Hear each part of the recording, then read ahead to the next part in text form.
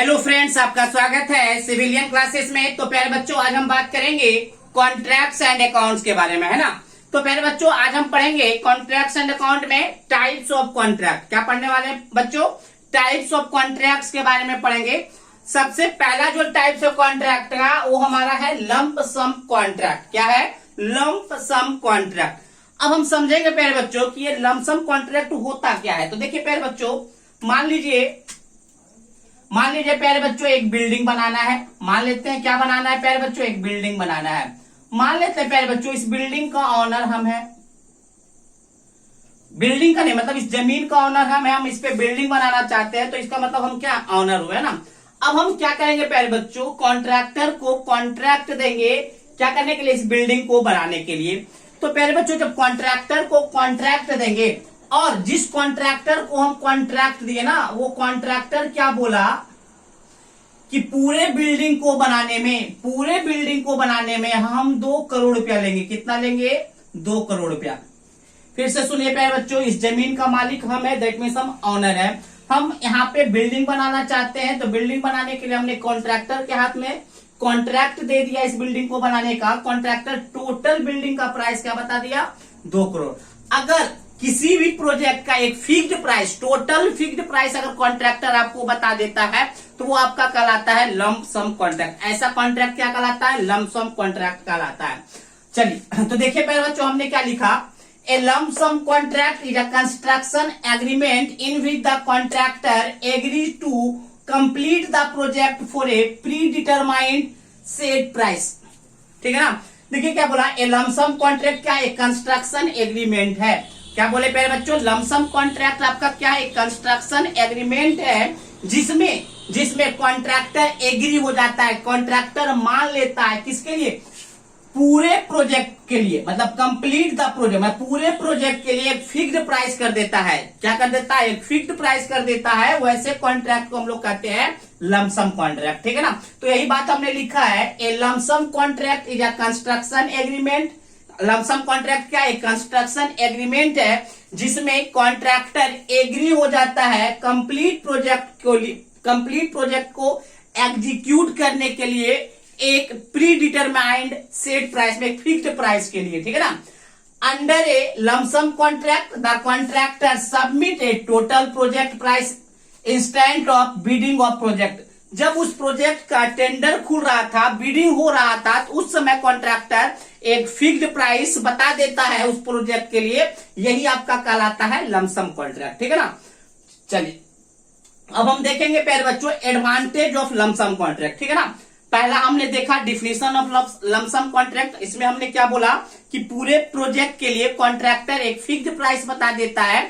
ऐसा टाइप का जो कॉन्ट्रैक्ट होता है वो आपका लंप सम कॉन्ट्रैक्ट कहलाता है।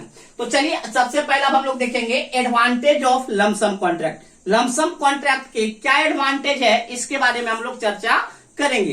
तो सबसे पहला एडवांटेज है प्यारे बच्चों, total cost of project is also known before the completion of work. मतलब उस प्रोजेक्ट को कंप्लीट होने से पहले उस प्रोजेक्ट का प्राइस हमें पता होता है। दैट मीन्स ऑनर को पता होता है। सबसे बड़ा एडवांटेज क्या है? क्यों पता होता है? क्योंकि कॉन्ट्रैक्टर एक फिक्स्ड प्राइस बता चुका है इस प्रोजेक्ट को बनाने के लिए। दैट मीन्स ऑनर को उस प्रोजेक्ट का प्राइस पहले से ही पता है, प्रोजेक्ट के कंप्लीट होने से पहले पता है। पहला एडवांटेज। तो हमने यही बात लिखा है, the total cost of project is also known before completion of work. Work के कंप्लीट होने से पहले उसका प्राइस क्या होता है? नोन होता है। पहला एडवांटेज। ठीक है ना।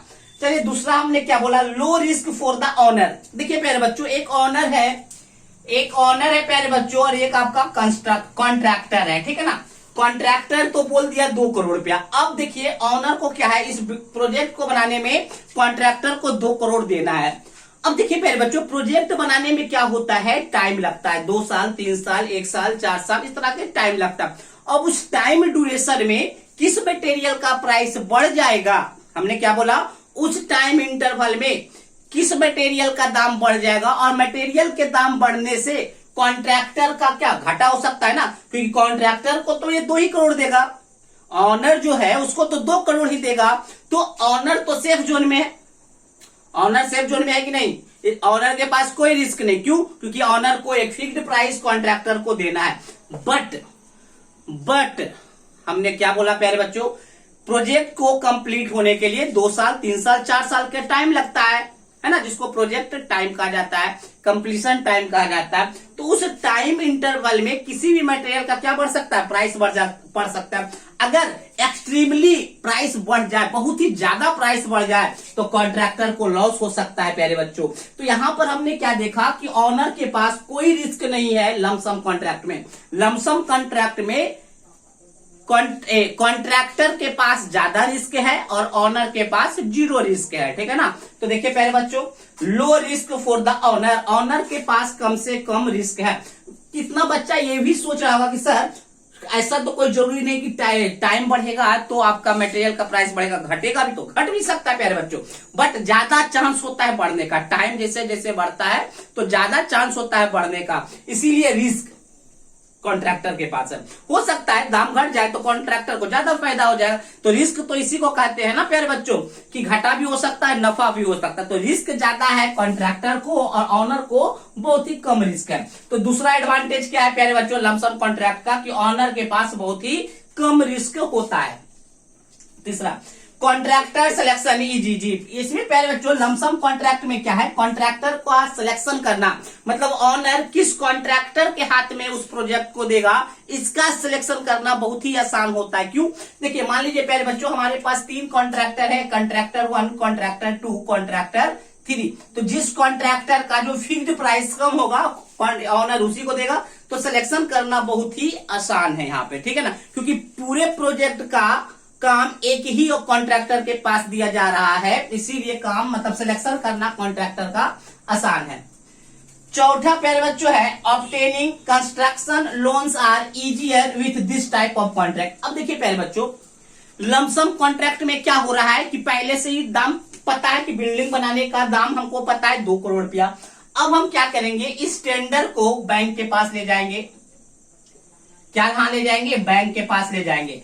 अब बैंक के पास ले जाएंगे तो हमने तो पहले से ही फिक्स कर रखा है कि 2 करोड़ रुपया का बिल्डिंग बनाना है। तो वो जो टेंडर नोटिस है हम किसको दिखाएंगे, टेंडर नोटिस नहीं, एक्चुअली जो हमारा कॉन्ट्रैक्ट जो साइन हुआ है उस कॉन्ट्रैक्ट एग्रीमेंट को हम बैंक को दिखाएंगे और बैंक को हम बोलेंगे कि देखिए सर 2 करोड़ का हम बिल्डिंग बना रहे हैं तो हम इस पे लोन लेना चाहते हैं। तो आपको बहुत ही आसानी से लोन मिल जाएगा। क्यों? क्योंकि ये फिक्स्ड अमाउंट आपको पता है, बैंक को भी पता है कि इस ऑनर को बेटा इस ऑनर को आपको 2 करोड़ का बिल्डिंग बनाना है, तो हम इसको 2 करोड़ या 1 करोड़ या 50 लाख रुपए इसको हम लोन दे सकते हैं, ठीक है ना। तो लमसम कॉन्ट्रैक्ट में प्यारे बच्चों क्या होता है, बैंक से लोन लेना आसान होता है, ठीक है ना। तो obtaining construction loan are easier with this type of contract, समझ में आ गया होगा। Next, management of the contract is lot easier for the owner. अब देखिए प्यारे बच्चों जब कॉन्ट्रैक्टर काम करते रहता है तो इसी बीच में ऑनर क्या करता है, काम को देखता भी है, मैनेज भी करता है कि किस प्रकार से कॉन्ट्रैक्टर काम कर रहा है। तो लमसम कॉन्ट्रैक्ट में काम को देखना, दैट मीन्स मैनेजमेंट करना ऑनर के अनुसार बहुत ही आसान। क्यों? क्योंकि उसको क्या देखना है, बस काम का स्पेसिफिकेशन देखना होगा कि कैसा काम हो रहा है, प्राइस तो उसको देखना नहीं क्योंकि प्राइस तो फिक्स है। तो ऑनर के लिए मैनेजमेंट करना बहुत ही आसान होता है, ठीक है प्यारे बच्चों।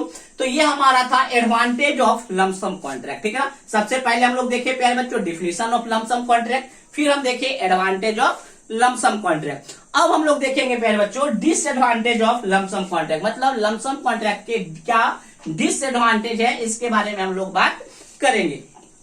तो देखिए प्यारे बच्चों क्या है, there is a higher risk for the contractor. हमने पहले ही समझाया था प्यारे बच्चों कि कॉन्ट्रैक्टर के पास ज्यादा रिस्क है, ऑनर के पास कम रिस्क है। तो चलिए पहला तो आपको समझ में आ गया होगा। दूसरा, चेंजेस द डिजाइन और specification of project is very costly. इसको प्यारे बच्चों आसानी से समझना होगा। देखिए अब देखिए जब कॉन्ट्रैक्टर को आप क्या क्या दिए होंगे प्यारे बच्चों, एक अपना डिजाइन ड्राइंग दिए होंगे और एक स्पेसिफिकेशन, दैट मीन्स इस टाइप का मटेरियल आपको लगाना और इस डिजाइन में आपको बिल्डिंग को बनाना है। तो आप ड्राइंग भी दिए होंगे और स्पेसिफिकेशन भी बताए होंगे। अब मान लीजिए प्यारे बच्चों बीच में आपको क्या करना होगा, डिजाइन को बदलना होगा, ठीक है ना, या स्पेसिफिकेशन को बदलना होगा ऑनर के अनुसार। तो वो डिफिकल्ट होगा। क्यों?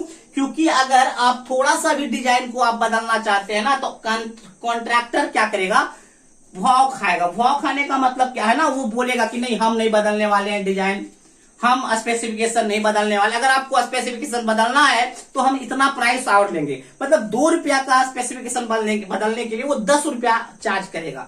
बात समझ में आ गया? 2 रुपया का डिजाइन या स्पेसिफिकेशन बदलने के लिए कॉन्ट्रैक्टर क्या करेगा, 10 रुपया का चार्ज आप पे लगाएगा। बात समझ में आया? क्योंकि आप पहले से ही फंसे हुए हैं, क्योंकि उस कॉन्ट्रैक्टर के हाथ में एक फिक्स प्राइस दे चुके हैं, मतलब फिक्स ड्राइंग दे चुके हैं, उसी ड्राइंग पर बेचारा काम कर रहा था। बट अब आपको चेंजिंग करना है तो कॉन्ट्रैक्टर अपने अनुसार क्या करेगा, उस चेंजिंग का दाम लगाएगा, जो कि बहुत ही ज्यादा होगा। तो हमने वही लिखा प्यारे बच्चों, चेंजेस द डिजाइन और specification of project is very costly. किसी भी उस प्रोजेक्ट का, उसी प्रोजेक्ट का जिसका आप लमसम कॉन्ट्रैक्ट दिए हैं, उसका डिजाइन का या स्पेसिफिकेशन को थोड़ा सा भी चेंज करना आपके लिए, दैट मीन्स ऑनर के लिए कॉस्टली होगा।